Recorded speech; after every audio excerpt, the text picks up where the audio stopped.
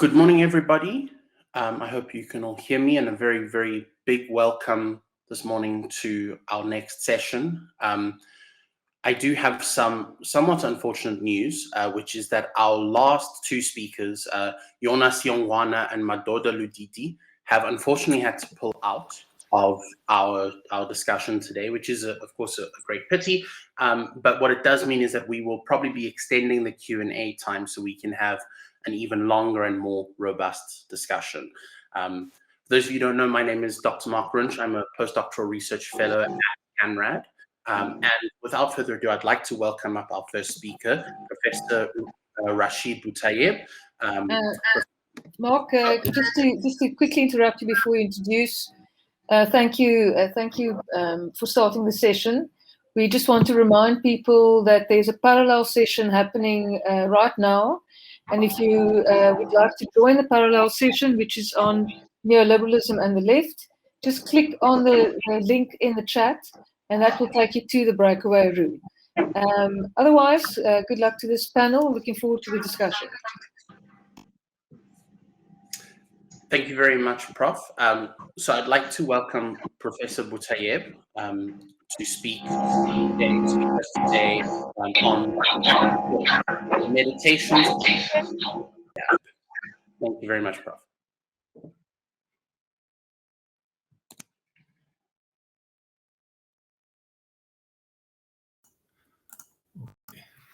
First, I would like to thank the organizers of this conference for the great work they have done and for my invitation, which I was very pleased to receive. I will be dealing with a topic which, although dependent on a different context, it's also relevant to the whole of the African continent. In this lecture, I will deal with the concept of the unfinished state by the Tunisian thinker Ali Mizghani, who, in my opinion, expressed the persistent malaise of North African politics and North African society. It's not merely a political concept or the expression of a political crisis. Rather, it implies also social and cultural dimensions which express themselves in a pathological relationship to the past or to an imagined one. The past, as Mizghani remarks, is not really the past because it does not belong to history. The unfinished state is a concept that also leads us to what I call an unfinished or even impossible society, because it is a society that never manages to free itself from the community and its social radicalism. This also depends on a culture, and I say this without being a culturalist, a culture that I call unfinished because it realizes itself as traditionalism at the antipode of the universal and in misunderstanding the traditions at the same time. In the face of all this, we can only speak of an unfinished individual who has not discovered their rights and therefore their freedom. His flesh is an enchanted one still attached to that of the community. Certainly, as Mizghani notes, Arab societies live in a double heteronomy, that of modernity and that of tradition. That is a false heteronomy because these societies experience and cultivate traditions only as traditionalism, and on the other hand, because they live modernity externally, that is a modernity without its legal achievements or a modernism without modernity. But what does Mizghani mean by an unfinished state? It is above all one that does not possess full legal sovereignty to say the law and ensure its application. By this, he means that we are faced with a state dependent on a person, a religion, a culture, a community, or even a tribe. It is also a state that cultivates an historical identity, usually a theocratic one. Mizghani links the authoritarianism of the Arab state to the relationship that Arab societies have with their cultural heritage. These are societies that have remained trapped by an ahistorical identity and that identify identity with heritage, and mostly with a re-enchanted idea of that heritage, a heritage that is a belonging and not a place of learning. This is another reason why this heritage does not belong to us, because we ended up belonging to it, as Mizghani remarks. And this is exactly what Abd Kabir Khatibi calls traditionalism, namely the defensive or pathological return to the past that today constitutes the life of the individual as well as the collective in North Africa. Their everyday practices, their distorted relationship to the universal values, their treatment of minorities, etc. Khatibi writes, traditionalism, as we said, is not tradition, it's oblivion. The fear of history, or this hesitant modernity in the language of another Tunisian thinker, Mohammed Sharfi, implies a defensive attitude towards modernity and especially towards its legal and political achievements, dominates the political socialization in the region, which always sees the state as an external power that one does not elect and that one must fear. Ali Mizghani's mistake and the mistake of Bourguibism in general lies in the culturalist interpretation of the Arab crisis, which sees in Islam the cause of this crisis. This is an ideological reading symptomatic of liberation ideologies, as Michael Walzer has explained. Moreover, religion cannot be reduced to Sharia or its normative dimension. Islam is Islam's, as Muhammad Arkoun once pointed out, and can only be understood in the plural. It includes not only a legislative aspect. It is also a mistake to conceive religion as a fixed, ahistorical phenomenon, and this is where Mizghani meets the Salafist understanding of religion. Religion is of a processual nature and is influenced by its historical context and not, as he claims, immune to time. The context of underdevelopment produces its own religion or determines the forms of relationship to that religion. Therefore, I see the need to correct the dualistic schema tradition-modernity with the schema tradition-modernity to understand better the political as well as the social present of North Africa. And traditionalism here stands for an ideological reduction of tradition and of modernity on the part of the Salafist and on the part of the modernist too. It represents a consciousness that suffers from a loss of reality. It is an uncritical dependence on tradition of a certain understanding of tradition as of a certain modernity. This consciousness takes on a pathological form in the two outwardly opposite camps, especially by the Bourguibist, who, with their separatist state, have abandoned the destiny of the peoples of the region and do not hesitate to reiterate their contempt for these peoples and their culture. Traditionalism, therefore, represents not only a forgetting of tradition, but also a misunderstanding of modernity, which Khatibi did not notice in his definition of this concept, although he always called us to a kind of double critique. What distinguishes the traditionalist consciousness is not only its political instrumentalization of traditions, but also on the part of the Arab Jacobins, its uncritical attitude towards modernity. The goal of the rule of law is not the liberation of law from religion, but its liberation from tyranny. It is a tyranny that religion abuses while hiding behind modernity. It is the same despotism of Bourguiba that ended in the clutches of a police state in Tunisia. One of the fatal consequences of this traditionalism certainly is what Mizghani calls the misunderstanding of the autonomy of law, a misunderstanding that is characteristic of all traditional societies which are characterized by an inseparability of the natural, divine, and the normative. The critique of traditionalism means, first, that we are faced with a multiplicity of traditions and cannot return to a supposed unity. The past can only be understood in the plural. Second, this past can only be taken possession of through the scientific achievements of modernity, and any ideological approach to the past empties it of its historical content and serves tyranny. Third, traditions are bound to their historical context. They have no supra-historical validity. Nevertheless, Mizghani makes a mistake by blindly assuming the adequation between religion and traditional society. This is a positivist understanding of religion that sees it as a pre-modern phenomenon. Religion, however, is also a modern phenomenon. It also influences modern societies, and not all religion, or rather religiosity, is based on the superiority of the collective over the individual. The lack of autonomy of law in the so-called traditional societies has more to do with political despotism as with the religion itself. One can also argue for an individual religiosity based on the original text of Islam, as for example, the Muslim personalism of Muhammad Aziz Lahbabi does. However, let us return to the problem of the unfinished Arab state. The state, as Ms. Ghani explains, like to belong to two worlds or to two temporalities. It is true that the state is a modern phenomenon that Arab societies did not know before, but at the same time, it is a state that cannot be modern because it is unable to have a rule of law. Its identity is torn between the traditional paradigm that constitutes the legal content of the state and the modern technique of governance. As Ms. Ghani describes it, by submitting to a law that it did not make itself, that is foreign to it and that precedes it, the people are not sovereign. If you take away its right to say what the law is, the citizen does not exist. End of quote.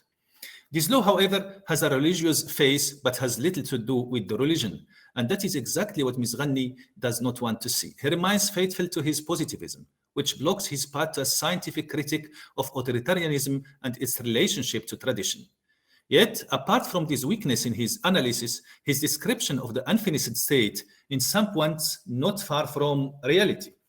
A living example is undoubtedly the monarchical institution in Morocco, a type of modernized absolutism which is constituted on the one hand by the temporal dimension, that of the Makhzan, and on the other hand by the religious institution of Imarat al-Mu'mineen, commandership of the faithful. According to the second component of the Moroccan monarchy, Moroccans are subjects and will remain so. The claim that the institution of commandership of the faithful is a guarantee against religious extremism repeats the same culturalist lament that associates extremism with religion, and by doing so, the monarchy achieves three main goals. First, this claim obscures the fact that terrorism is rather the result of an unjust modernization policy. Second, through its monopoly of religious truth, the state consolidates its hold on society by imposing this truth on it. And third, it gives the monarchy a sacred religious legitimacy to which no other political force can aspire. The modern state in North Africa has not made the transition from the Ummah, the traditional community of believers, to the nation state. The religion is still the criterion of belonging. It must be emphasized here that this is an undemocratic belonging, which in the final analysis reflects the hierarchical relations with the Ummah. Muhammad Sharfi is not exaggerating when he says that underdevelopment is not only economic or social, but also cultural. In a culture that denies or suppresses the woman's body, it is impossible to speak about the woman as a person or as a citizen. The body, as modern anthropology emphasizes, is the house of the self. It is also, therefore, the house of democratic subjectivity. In Ms. Ghani's language, democracy cannot happen if society is not returned to all its members, which is exactly what Arab authoritarianism, including Bourguibism and its orphans, like Ms. Ghani itself, does not want to understand. Thank you for your attention.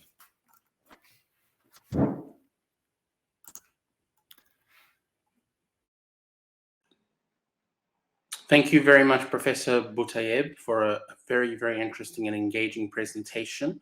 I'd like to call on our next speaker, Dr. Sipiwe Dube, who will be speaking about Black conservatism in post-apartheid South Africa. And I'd also just encourage all participants, if you have questions for any of the speakers, please do place them in the Q&A section on the right-hand side of your screen. So over to you, Dr. Dube. Thank you very much. Not sure, it looks like my video is not coming on. Excellent. So I'd just like to say thanks to CANRAD for this opportunity to present some of my work. And just to say that some of the PowerPoint presentations that I'll be showing here are really kind of, but they do kind of give a visual aspect to some of the things that I'm saying. And some of them I'll be moving them through quickly, and some of them rather, kind of stay there. So hopefully between myself and the slide pusher, we can stay on point. So I will indicate by just saying slide, just to kind of say to go to the next slide.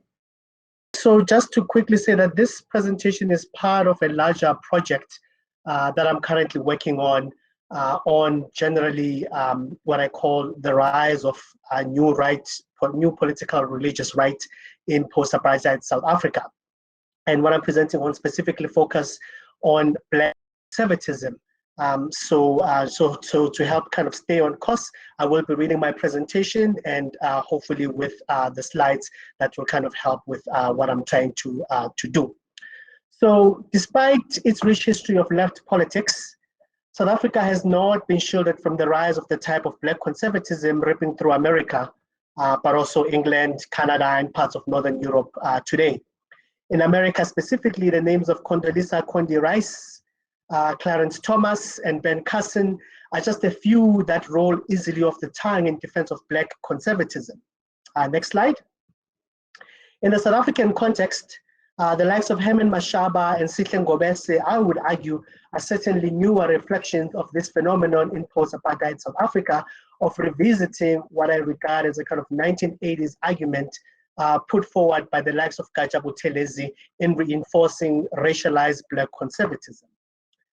Writing on Ngobese, political scientist Christopher McMichael describes him as, and I quote here, a Black online media who styles himself on Black American political operatives like Candace Owens, identified with Donald Trump, reinforcing white conservatives' beliefs that structural racism does not exist because a Black person says so, and that they are under siege for being socialism and he represents as local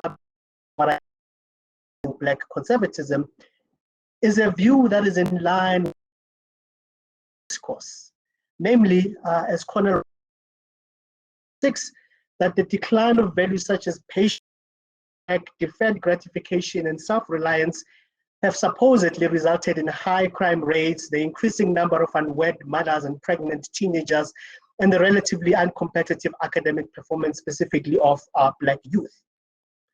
What such a perspective means, as Cornel West argued in the context of 1980s America, is that in the pursuit of what he calls middle-class respectability based on merit rather than politics, programs aimed at redress, Black South African middle class in particular can easily sideline the poor, including participating in the Afrophobia promoted by the likes of Mashaba under the guise of protecting South Africa from so-called criminal elements.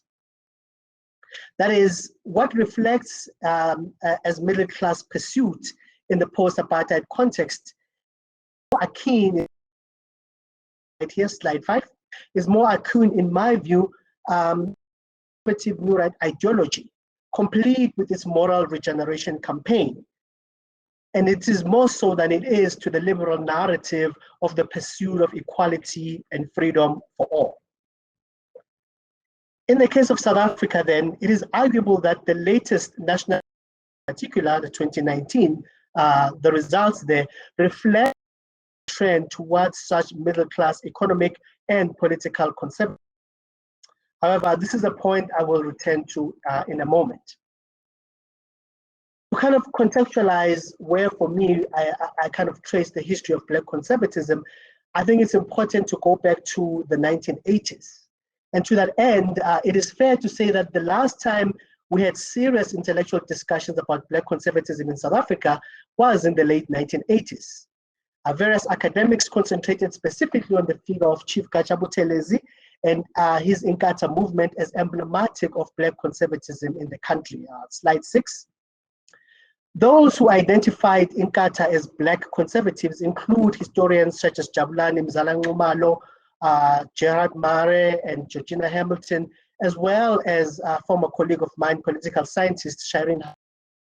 And Hasim in particular honed in on the gendered implication of Buthelezi as a Black politician.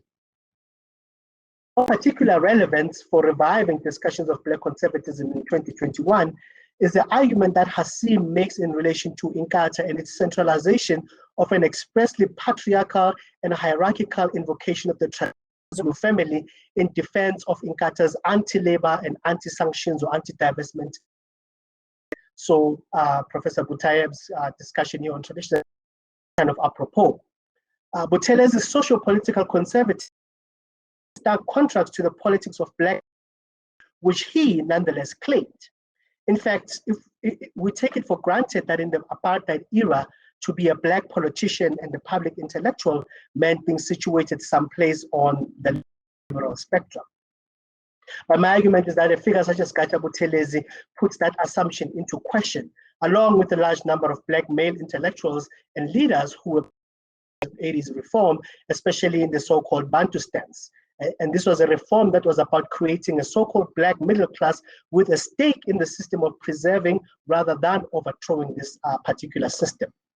So fast forward to 21st century South Africa and the post-apartheid era, and we can observe how the fruits of this 1980s project begin to take prominent shape in the greater push for expanding the middle class, especially the black middle class, of which the Mashabas in particular, with their Black Like Me 1980s success that has translated into an even wider business empire, are a key illustration. Now, I acknowledge that to speak of a homogeneous black middle class is problematic, especially given the lack of clarity of how one measures middle class identity. And here we can make reference to some critiques from people such as De Berg, Zorc, Mudisha, and even Saudab. However, despite such warnings, the black middle class for me does constitute an important identity to which we should pay attention in studies of modern day South Africa. Slide 7. Sees paying focus to the black middle class in South Africa because, and I quote here, while the black middle class may play an important role in furthering democracy, its political orientations and behavior cannot be assumed to be inherently progressive, end quote. That is, as part of a global class that has been labeled as preoccupied with consumption and status in particular, its significance in contemporary South Africa revolves overwhelmingly around the extent and consequence of upward social mobility, as Southall further argues. Slide 8. Consequently, its interests are likely to align with conservative modes of self-representation rather than plebeian politics in particular. To this end, this class into conservative right economic discourse does not need much defending. The issue of diversity of interest within this class obviously notwithstanding. To go back to the elections, what I've presented so far is a kind of economic side of a coin, which I think for me also relies on a political analysis of religion.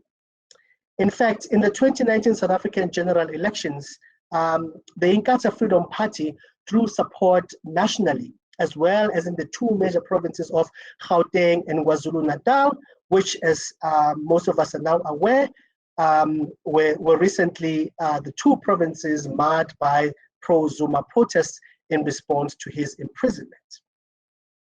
This pointing to the kind of continued relevance of Inkatha's nationalistic concern with upward mobility discourse. Slide 9.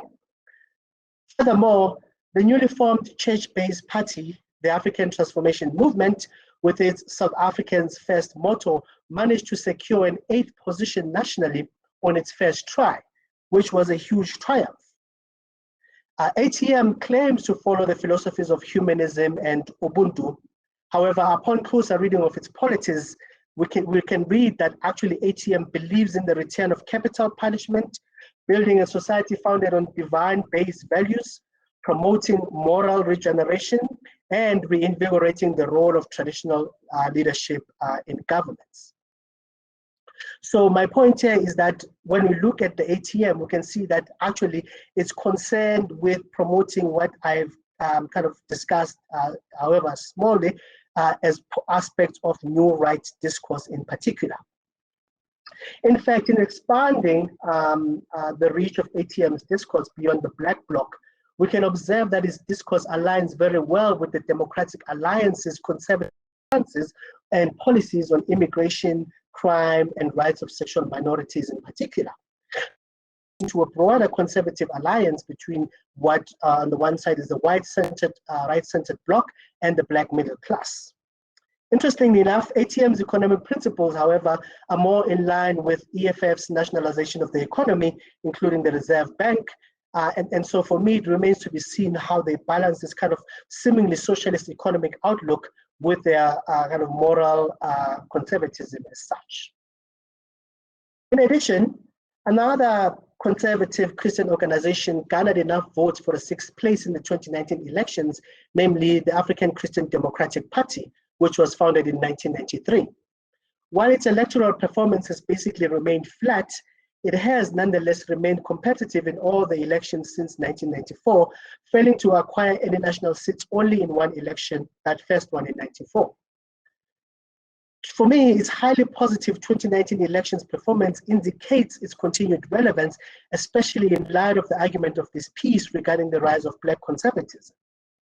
In fact, the ACDP performed well in 3 major provinces of Gauteng, KwaZulu-Natal, and the Western Cape. Led by Reverend Kenneth Mushwe, the ACDP promises a fresh start based on Christian and family values. And moreover, the ACDP promotes, they advocate and promote an upholding and defense of Christian family values.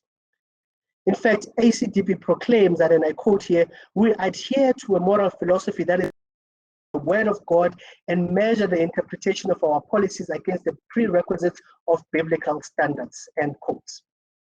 More importantly, the ACDP economic policy foregrounds traditional right economic principle and does so by advocating for commitment to reducing government debt and spending, job creation and economic growth through an open market policy with as little government interference as possible, becoming competitive in the global economy and global markets, lowering inflation, state enterprise operating in an open competition with private providers, including doing away with so-called complicated tax laws and minimizing the effect of taxation basically on the individual citizen. In other words, there is much economic conservatism if one is familiar with kind of new right economic principles, which are anti-Keynesian in their orientation. For me, it's describing, we can kind of find synonymity with specifically new rights ideology as such. So while focusing on only a few organizations, the point is to illustrate the very eclectic nature of what for me constitutes Black conservatism in current day South Africa. This eclecticism means that there seem to be 2 distinct kind of conservative lines here. One which is economic orientated, which is what is presented by Omar Shabazz and Gobese, and one which is kind of more populist and religious, which is then represented by your ATMs and ACDPs. So in making a case for why the 2019 elections matter and do so in a way that highlights the key aspect of Black conservatism, we can note how it is tied to a number of challenges usually associated with conservative religious backlash. So for me, both these strands identified above address aspects of the challenges related to the economy, education, morality, national identity, and sexuality, which a number of scholars studying new right ideology in the 1980s and 1990s, such as Harvey Kay, Peter Callaway, and Michael Apple, identified as key aspects of both American and British forms of new right ideology in particular. So to conclude then, what this for me raises is a question of how then, next slide, will our democracy respond to these challenges? A question that I believe leaves open the possibility that South African politics remain fertile ground for new orientations, albeit mainly conservatively Black in my estimation, to which the common shrug of the shoulder is just not a good enough response from those of us on the left. I thank you.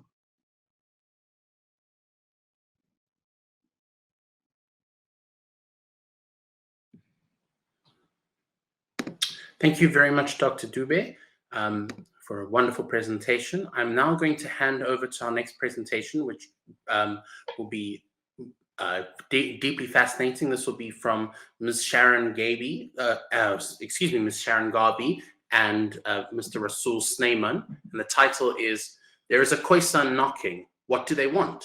Let them in. I'm going to hand over to you. Thank you very much.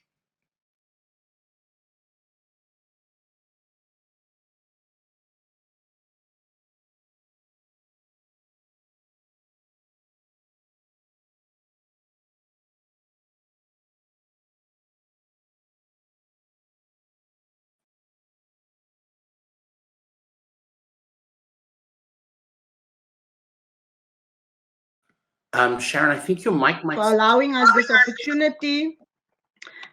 Yes, we will be speaking today about the contentious issue in South Africa, which is around the indigenous people. And who are the indigenous people? Next, please. Before the presentation, I think it's important for us to get a background of this contentious concept called indigeneity. So, a global picture of where this concept from. 2003 in Crow 2011, the concept of indigeneity debated, challenged, and disputed can be attributed to one man by the name of Levi General Deshkaye.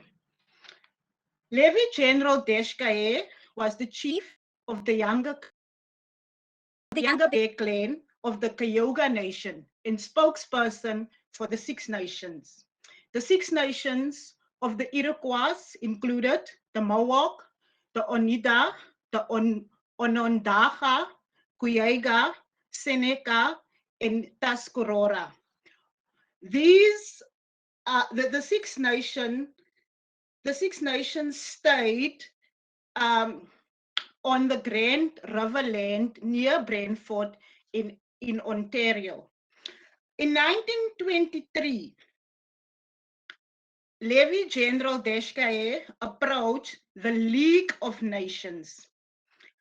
And his reason for approaching the League of Nations was to sought to resolve the issue and the issue of the political turmoil and loss of sovereignty that resulted from tribal governance in lieu of the Indian Act under the Indian government.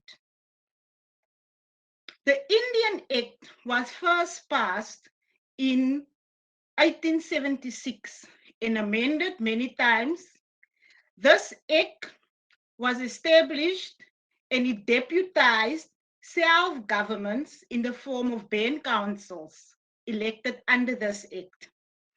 The objective of this Act under the Indian government was to civilize, and I quote, to civilize the Indians as noted by the Superintendent General Duncan Campbell Scott in 1920. The quote continues, he says, our objective is to continue until there is not a single Indian in Canada that has not been absorbed into the body politic, and there is no Indian question and no Indian department. Following 15, 20 years, the League of Nations dissolved, they fragmented, and a new body was established, the United Nations. The United Nations, following the period after the Second World War, then started looking at the question of the indigenous peoples. And this is where the debate started globally.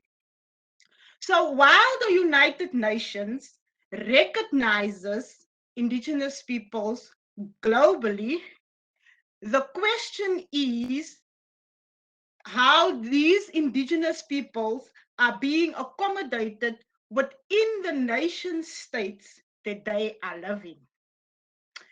In South Africa, post-1994, the establishment and the recognition of indigenous peoples, that first decade from 1994 to 2004 coincided with the watershed moment in South Africa, where all South Africans had an opportunity to vote, where we became a democratic state.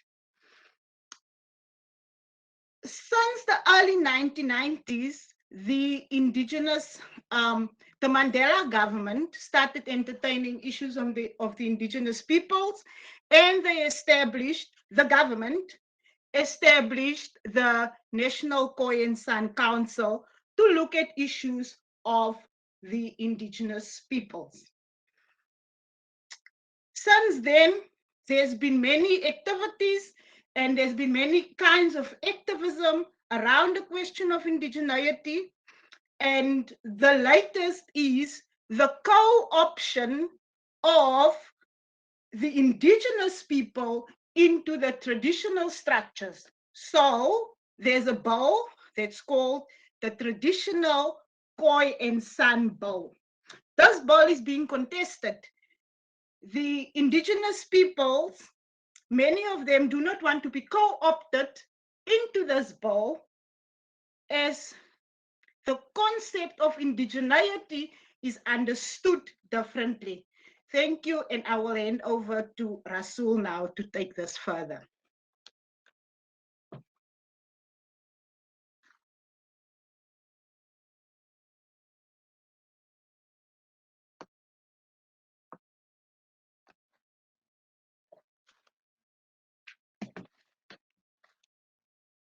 Rasool.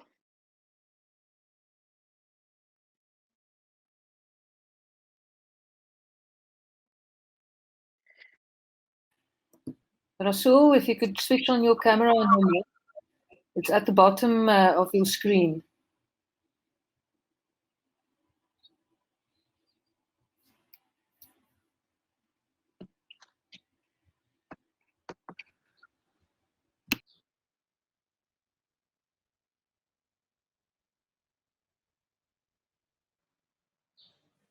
Rasool, can you see us or hear us? Maybe if the technical team can assist Rasool with getting his camera and his microphone on. I think in the meantime, Sharon, will you continue, and then Rasool could catch up a little bit later, please.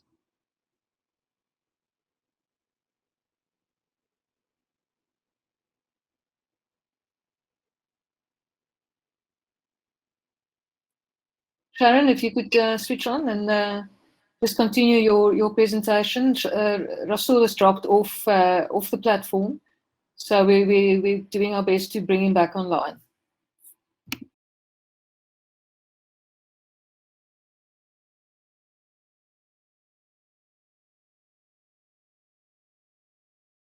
Correct. In 2013 and 2014, the Zuma government, now I said the Mandela created the National Khoi and San Council, which consisted of about 30 members. And these members were from the different groups. Now, under the Khoi and San, there's 5 groups that are recognized.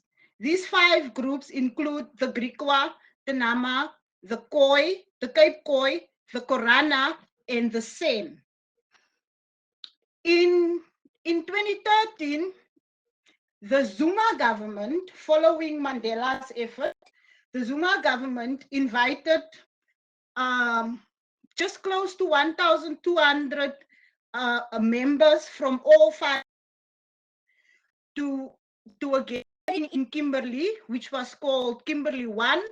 And this gathering was to address the issues of the Khoi and San, and to restore the dignity of the Khoi and San people. In 2014, it was more or less the same gathering, But when we fast forward to 2019, the government comes out with a document, and they are establishing a new commission to look into and to identify who the Khoi and San people are. This commission will run for 5 years. And within this commission, they will then identify the different Khoi and San communities. So as you can see on the picture that I show there is, people are contesting the colored identity. Yes, so there's two things happening. There is the colored identity that has been coming since the last 4.5 decades under the apartheid government.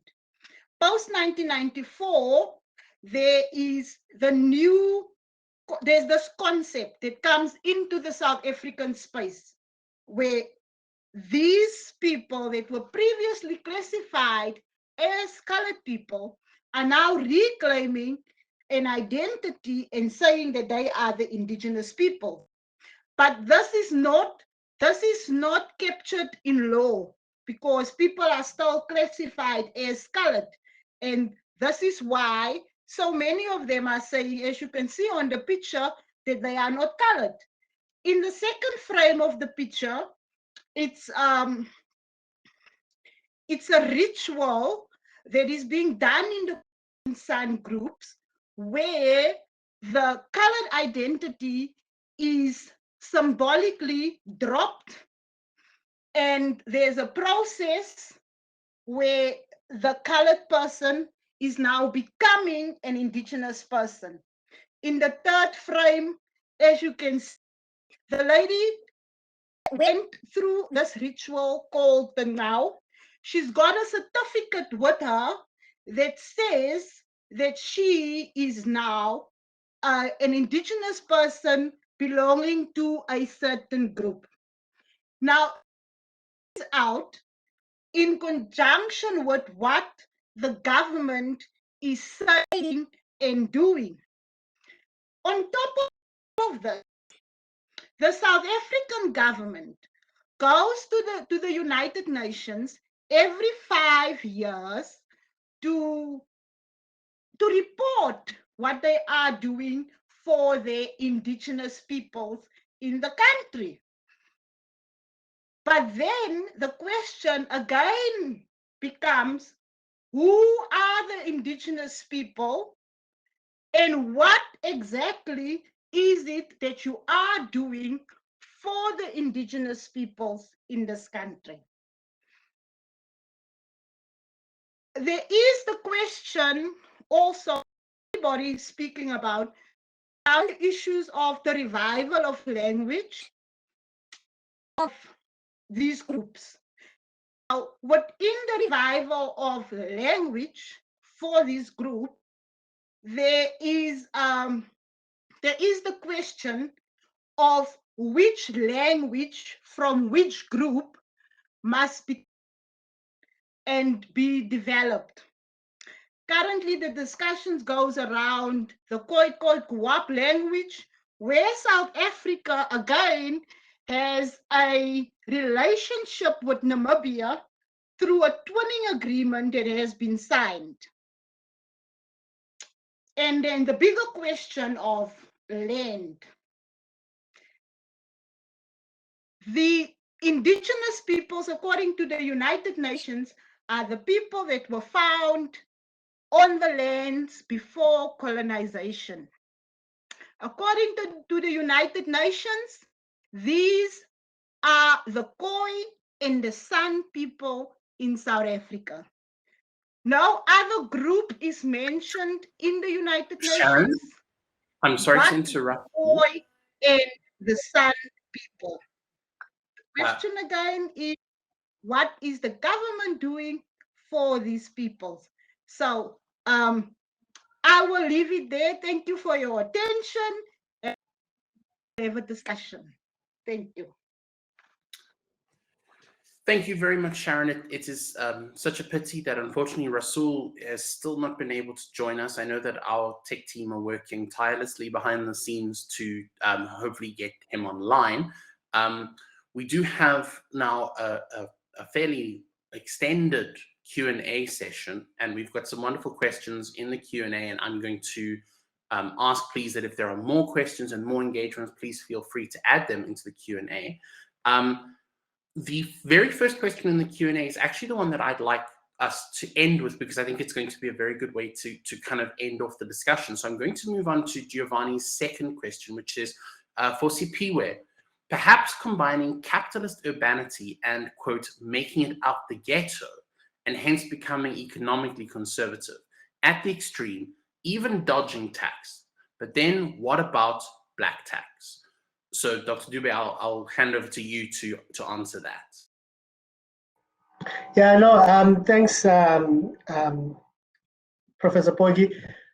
You know, I think the kind of black tax is that in as much as it's seen as problematic, it is seen as problematic in relation to a kind of, to use entrepreneurial language, barrier to entry into the middle class context, right? So I think in that sense, it is not read as something that actually presupposes a return to some, I mean, some people have presented it as a kind of question of, well, isn't this part of our African kind of practices in terms of your son, family who has made it, helps maintain the family in some ways, but it's read as something that's a barrier to entry to, now I cannot buy this next level of German car, or I cannot be, enter a specific kind of class status because I am being held back by this so-called black tax. So I think for me, the question of black tax, I read that as part and parcel of this aspirational idea, class acquisition identity, and therefore it's, even in this instance, it's seen as I said, a kind of barrier to entry, rather than being read in these ways that are saying, well, how does then your acquisition of kind of different status actually force you to have to kind of back to the community? And I think there are some of those discourses, but I think more and more they're being swallowed up by this kind of antithetical reading of black tax as a barrier. So I agree with you that there is that question of black tax, but I think it still plays into the discourse nonetheless.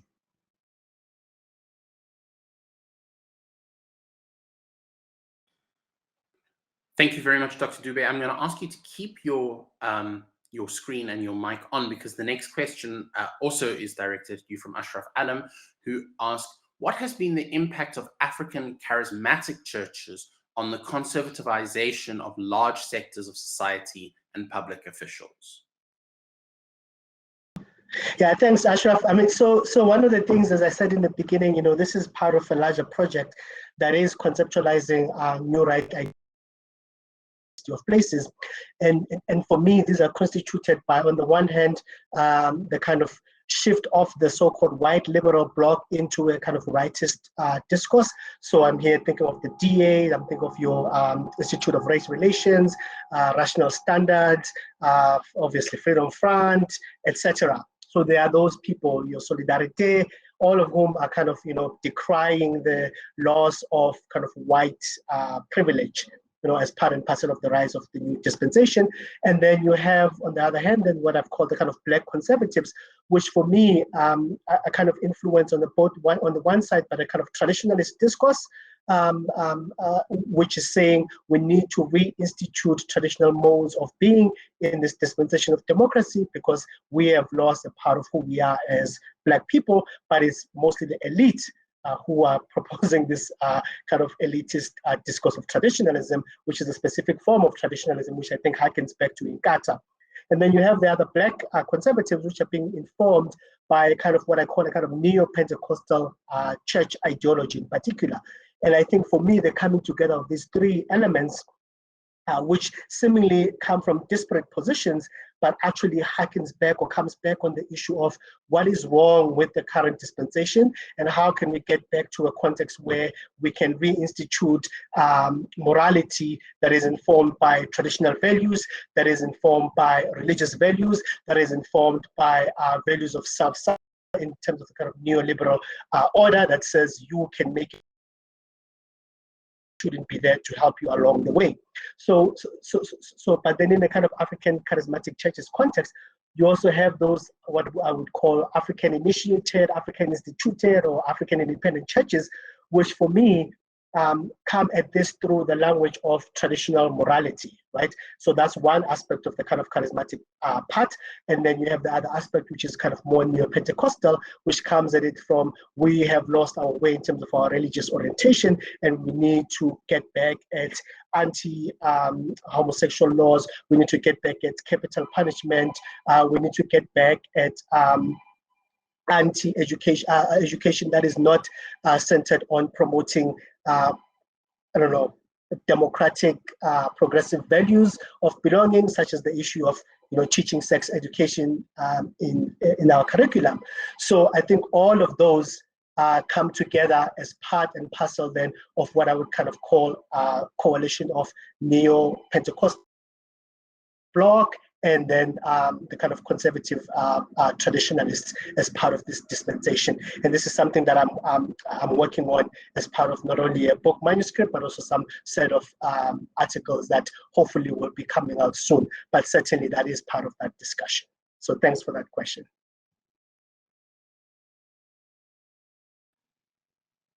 Thank you very much, Dr. Dube. We have a question for Sharon from Paulette. Paulette asks, what about those people who were classified as, quote, colored and thought of themselves as such, but do not have indigenous ancestry? So Sharon, if you could answer that, please, or if you could speak to that, please.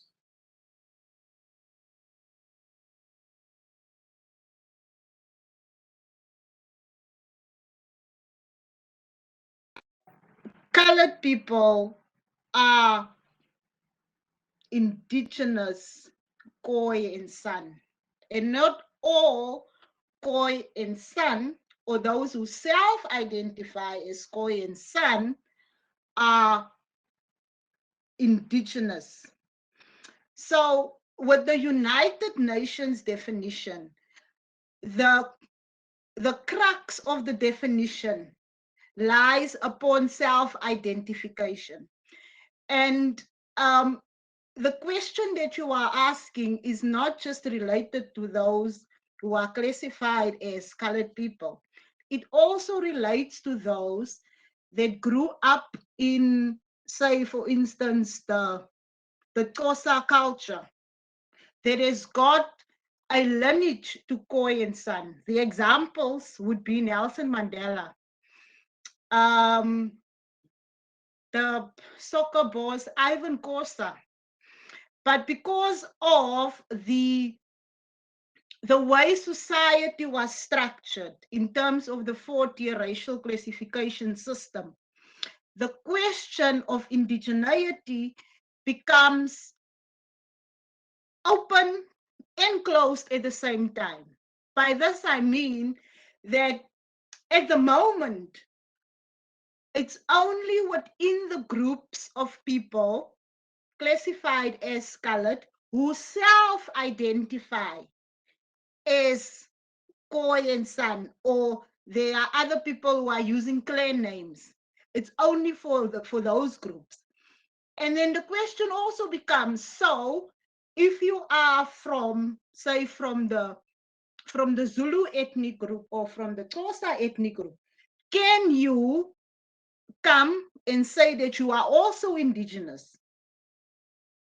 The same for some of the Afrikaner people. And this is where the concept of indigeneity as envisioned by the United Nations becomes messy and difficult to unpack. I hope I've answered you.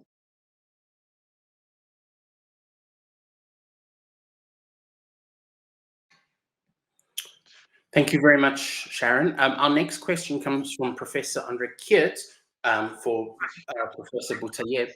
And he says, Rashid, thanks so much for your thoughtful presentation. What are the prospects for the interface between the traditional and the modern in the Arab world? So if I could ask Professor to please switch on your camera and mic and speak to that. Thanks for your question. As I have explained, we should start from the relationship traditionalism, tradition, modernity, rather than the dualism, tradition, modernity. I think the only fruitful relationship with tradition is the critical one. As, for example, the constitutional patriotism shows us in the German example. Our problem in North Africa is not tradition, but the ideological reduction of tradition, a reduction that only serves the political systems in the region.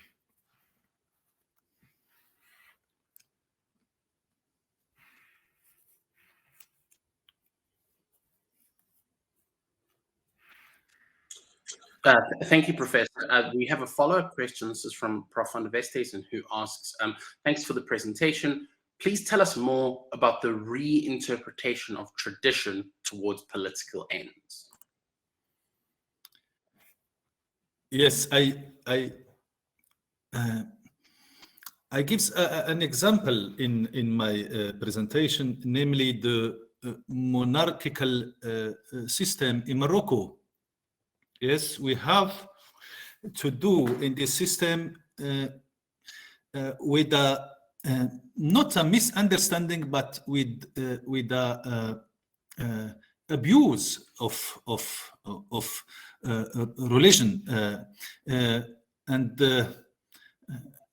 I think that's why we have to make the difference between tradition and traditionalism. Traditionalism is the authoritarian policies of the heritage. Our problem lies not in the tradition, but in the political relationship to this tradition, and we have to do with these policies in Algeria, in Tunisia, in Morocco, in the general Arab world is the same problem, and I think we have not to make, we have not to make the mistake of the bourguibism in the region, namely to read or to try to explain the crisis of the region in a culturalistic way. Our problem is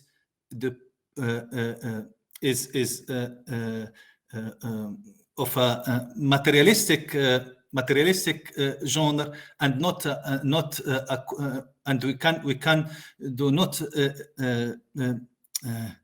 excuse me, but yes, I want to say the culturalistic approach is an authoritarian one, and our problems lies not in the tradition, but in the authoritarian policies of tradition or of the cultural heritage.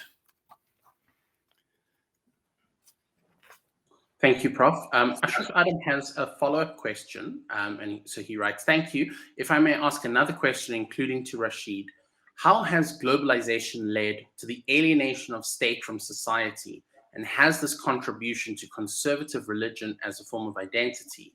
In other words, has increasing inequality, poverty, and the banal lead to people retreating into forms of identity as a reaction? So that question, as I understand, is directed to Rashid and to Sipiwe. So if I could just hand over to you both to answer that, maybe if we could start with Rashid and then over to Dr. Dube. I think we was not so prepared for globalization. Yes, we are still an object and not a subject of globalization, and not an actor in these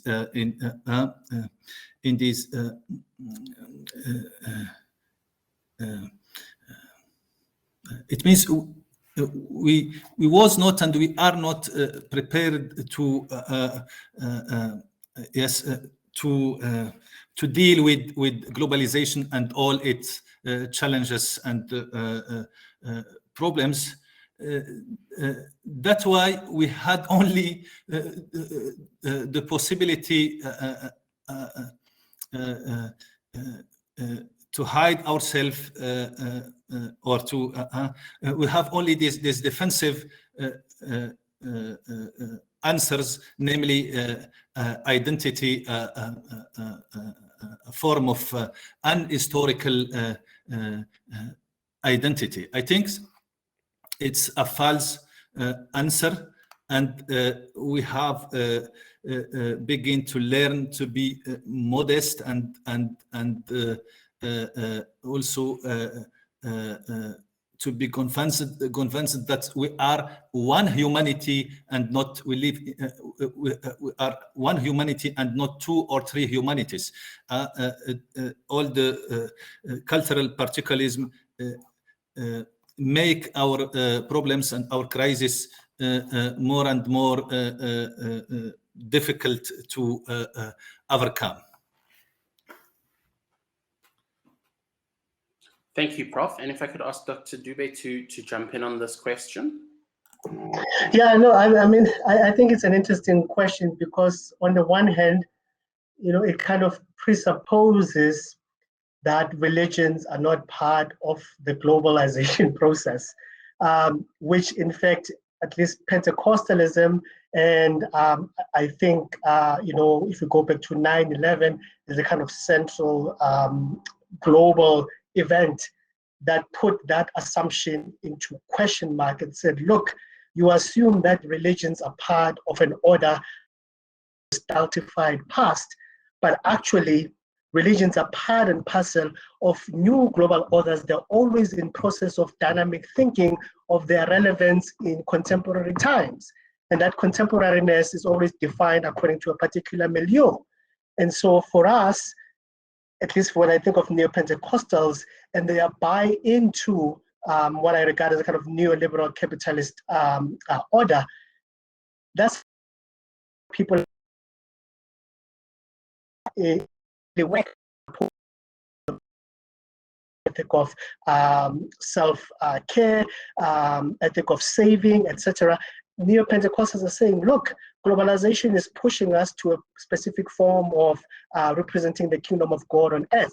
So if you're going to sit here and say to people, I believe in God, but you remain poor, how are you selling the gospel, right?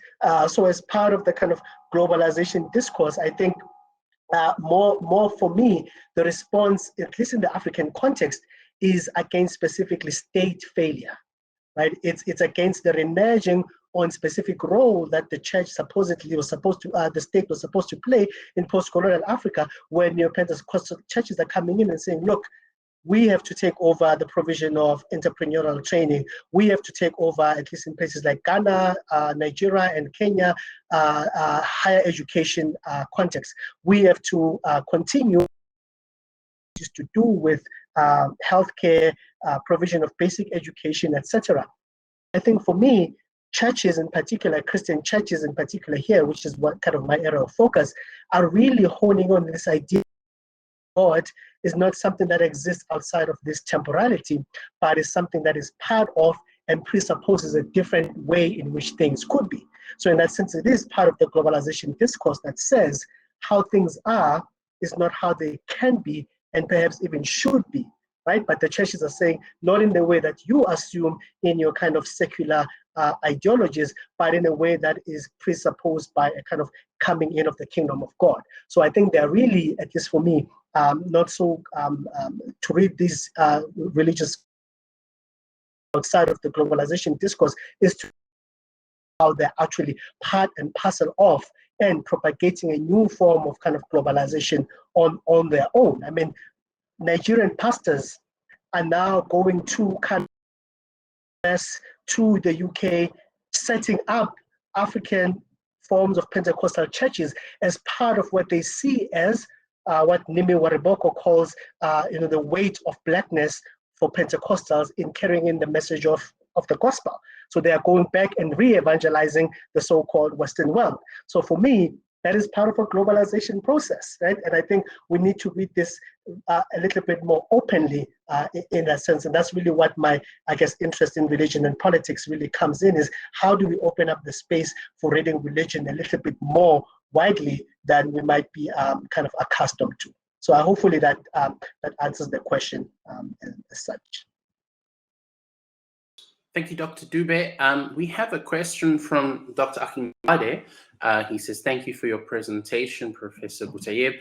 Further to Prof. Keats' question, can you reflect on the place and influence of social media platforms, if any, in this interface? So I hand over to you, Dr. Boutayeb, Professor Boutayeb, excuse that.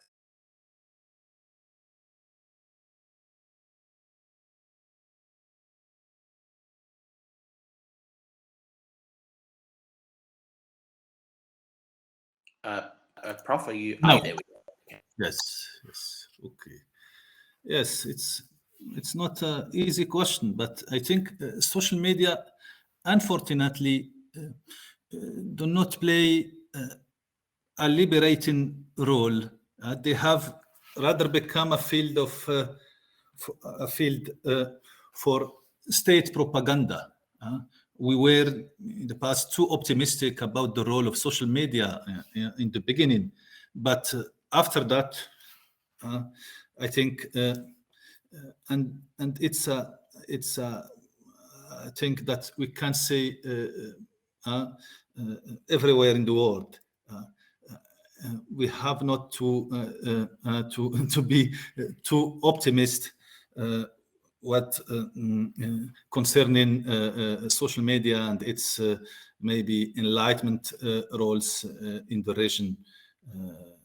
Unfortunately, today, social media in North Africa is a battlefield between Staatspropagandas from Algeria and from Morocco, Libya, Mauritania, etc. I'm really pessimist.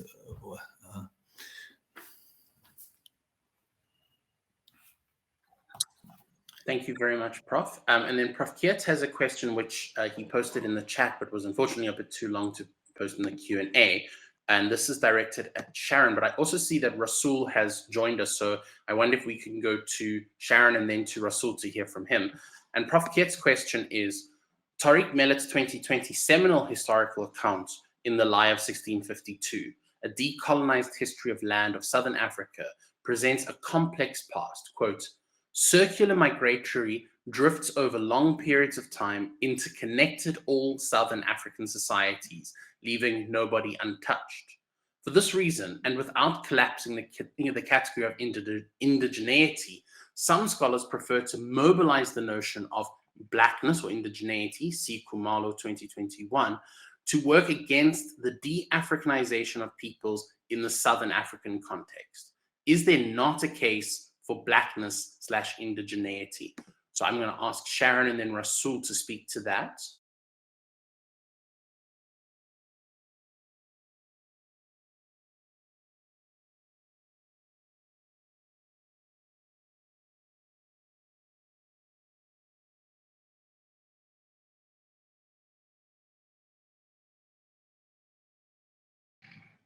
Sharon, if I can just remind you to unmute yourself, please.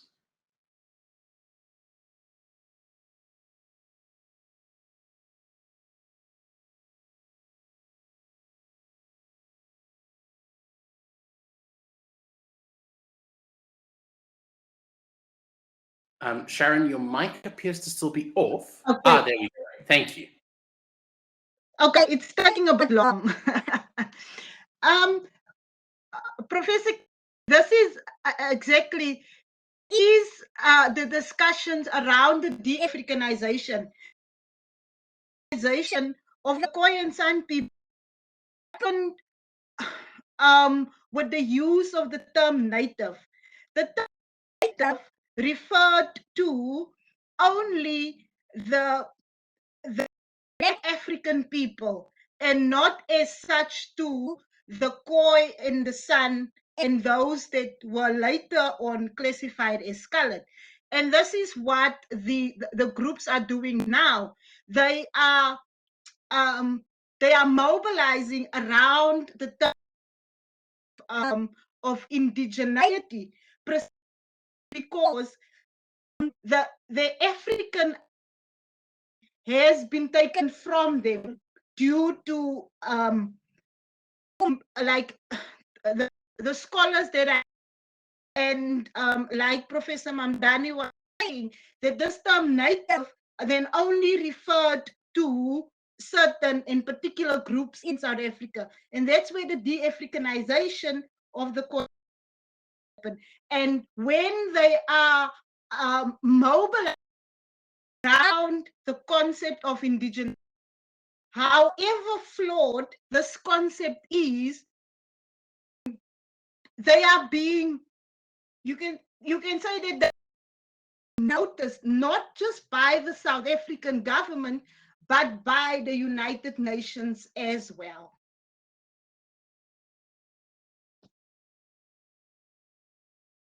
Thank you very much, Sharon. If I could call on Rasool. Thank you. If we can call on Rasool to please switch on his camera and his microphone and speak to this question.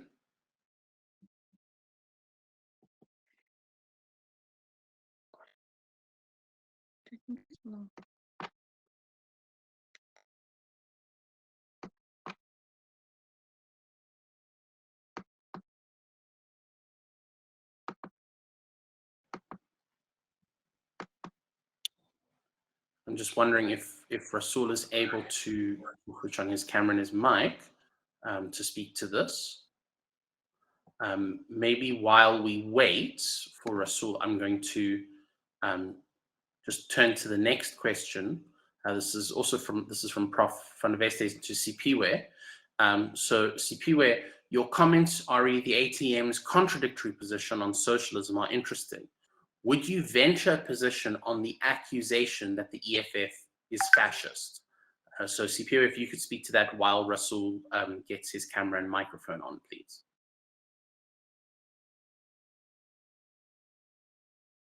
Yeah, I think Christy is being provocative here. But I mean, I don't know, for me, fascism has kind of specific elements that are really not present in the EFF. So, kind of discourses of the purity of the race, which is really fundamental to fascist ideology. So race first. Yes, maybe the EFF does put race first, but this is not under the pretense be linked from the kind of everybody else in the country, but more as a promotion of kind of Black upward mobility. So for me, they're actually of neoliberal promotion, even though they might think they're coming at it through a kind of socialist lens. So, and I think Professor Poggi here has some kind of interesting things to say about this, but I do think that for me, the EFF is not as left as it thinks it is. And in the same vein, they're not really fascist in the way that I understand fascism as really about, purity of race, capital first, as a really foundational concept of fascism for me. And for me, these are not the elements that are there. I mean, the real kind of Black fascists, maybe that I can say has ever existed, maybe Marcus Garvey, by his own admission.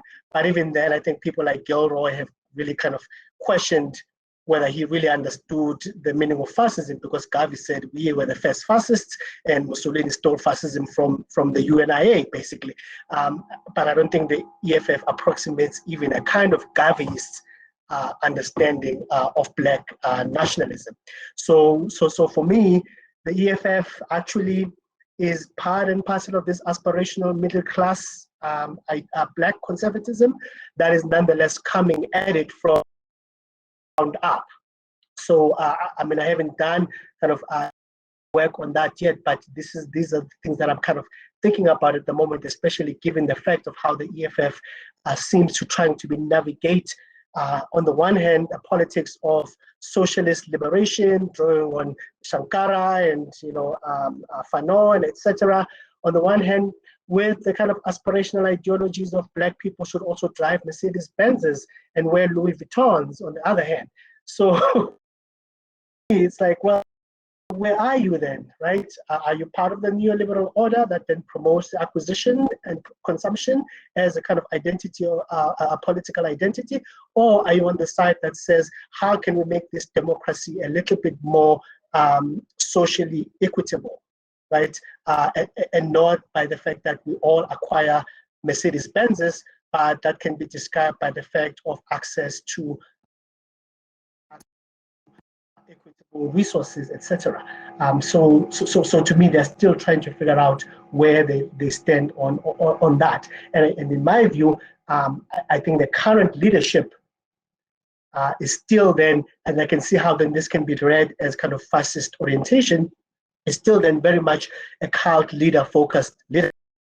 I think once we see a kind of newer version of the EFF that gets away from the cult leadership of Malema, we might actually begin to see an EFF that actually is concerned about what is in their policy manifestos. But for now, for me, it's part and parcel of this, what I'm calling a kind of new right, especially the kind of Black conservative new right ideology. So I'm not sure if that answers your question, Christy, but I'm happy to engage further. Thank you, Dr. Dube. There's also a very interesting discussion happening in the chat, and I wonder if we could extend on that in a more broad sense, because we have from Professor Pogi a question. Nice comment, Prof. Boutayeb. Whilst our initial outlook on social media for engaging in politics was positive, it has become a breeding ground for state propaganda. And here on our continent, if the government doesn't like what is being said about them on Facebook and Twitter, they often just shut the country's internet down indefinitely. And then further to that, Prof. Boutayeb says, dear Giovanni Poggi, with us, they do it quite differently. They put all the critical voices in prison. And Prof. Boutayeb, I wonder if you could speak further to these questions around politics and social media, which was also, of course, brought up by Dr. Akinbade. I wonder if you could speak a bit more to that within the context of your own work and your own research and the presentation you gave today.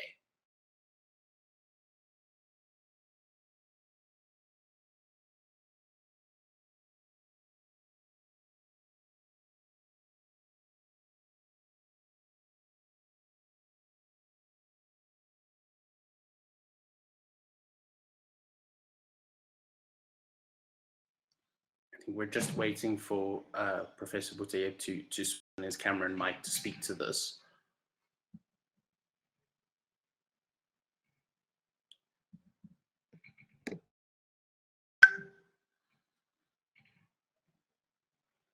Okay, we seem to be having some issues here connecting.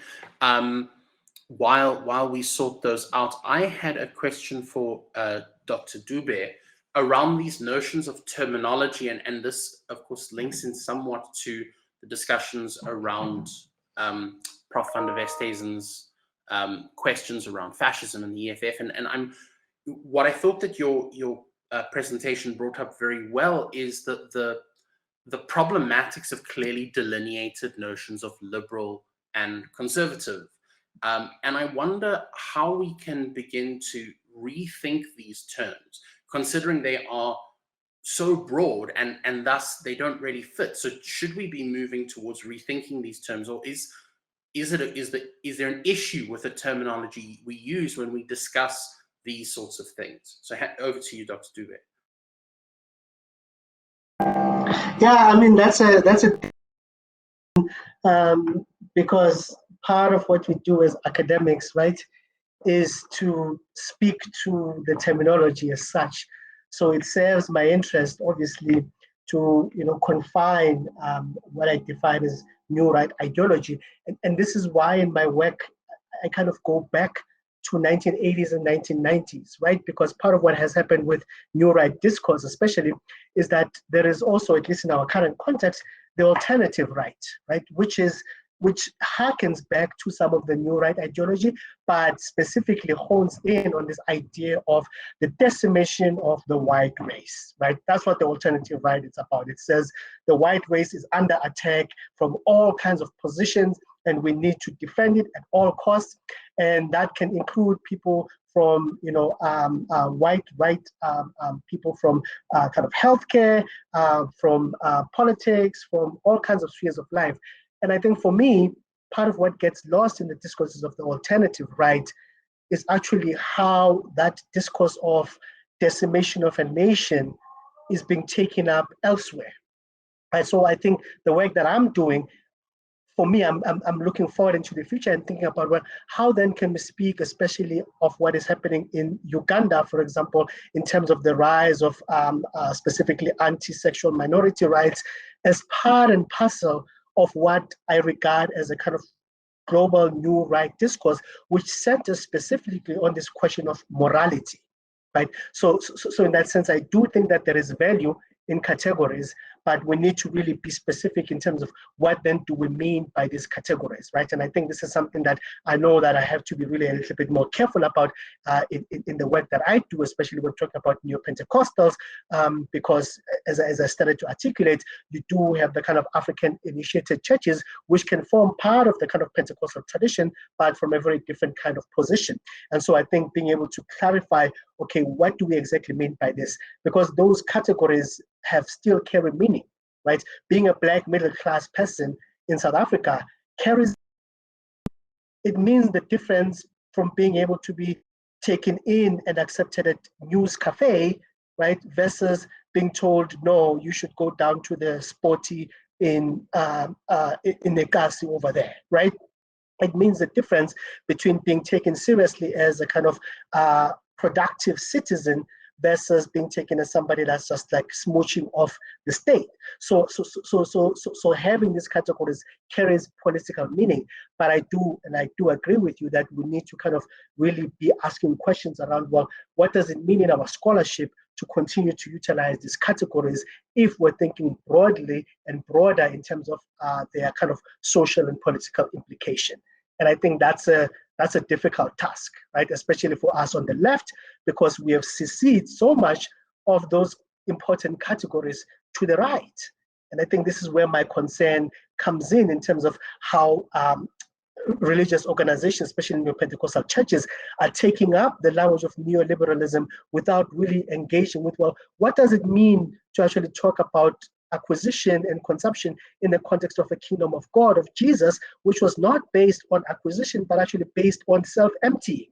So what do we do with that in the kind of contemporary era where people do need to consume, people do need to acquire as part and parcel of establishing a status or meaning to their life?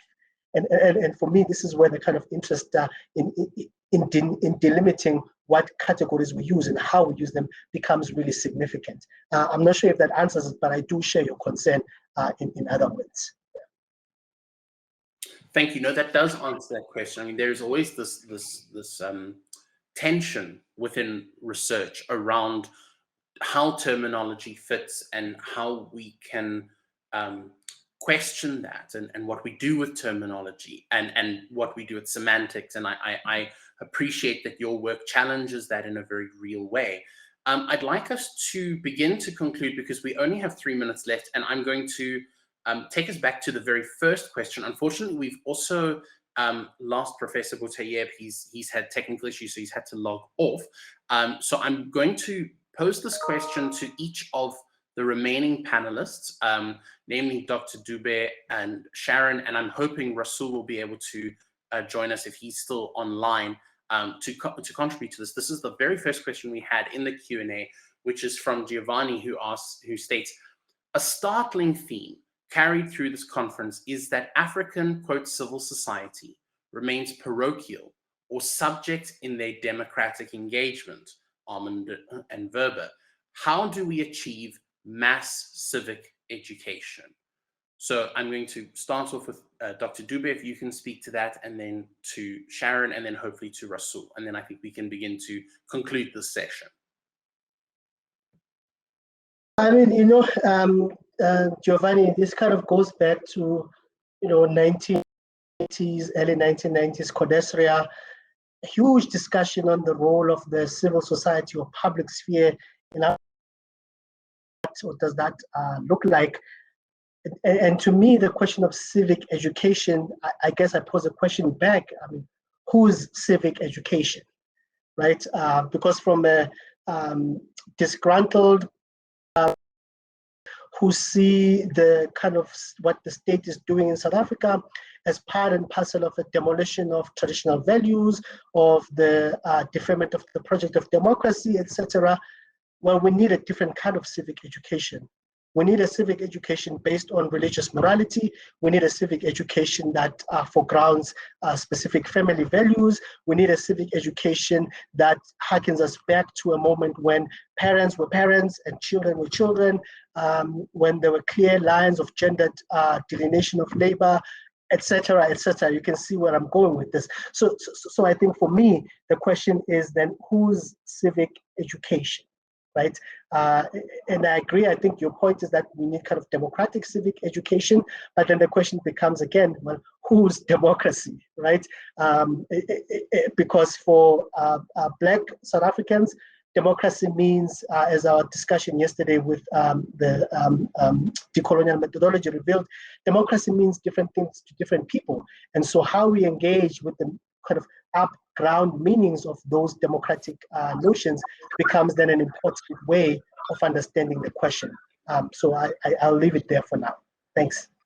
Thank you, Dr. Dube. We've just heard that Rasul is unfortunately not able to join us, so I'm going to hand over to Sharon, and this will be the concluding remark of this plenary. Thank you very much. Over to you, Sharon. Thank you, and thank you for that interesting observation and question. In relation to the kinds of civic education, specifically to the groups that I'm looking at, it becomes firstly an issue of identity and identity reclamation before we move down to the kinds of civic education about what's happening in the communities. It is an education that needs to happen at all spheres of the church, the school, the social arena where people find themselves, because the question of who are, or the question that these groups themselves now is, who am I? And that for me is a fundamental question that needs to be, that needs a lot of education, because like from the people that I speak with, there is this sense of, but I don't know myself, and I have to know myself before I can know somebody else. And this is why, like on one of my slides, I say, I am the name I call myself. I am the name I call myself. So if I say that I am not a colored, what is that I mean? What next person to hear me say? And I think there is, because in South Africa, and because of classification, and because of issues of labeling, there is there's this thing that we all need to be the same. If I say, for instance, I am not Black, I have to substantiate and I have to tell you why am I saying that.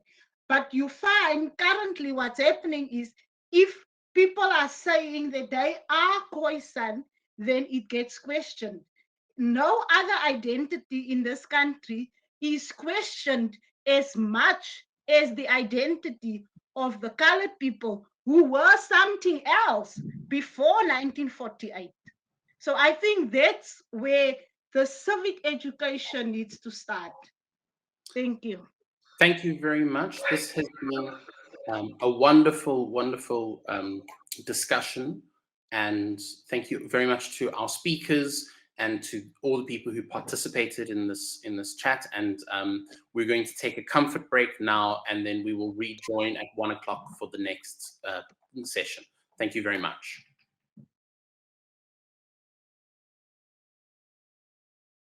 Please join us at 1 o'clock for Roundtable 2, where we will be unpacking questions of who gets to publish, academic publishing, decolonization, and recolonization. We've got a fantastic group of people who will be engaging on this question from various vantage points. A number of them are publishers, and we've also got an editor of a journal, as well as academics who can reflect on their own experiences in terms of gaining access to certain journals. We're going to be homing in on the tensions in academic publishing when it comes to the North-South dynamic.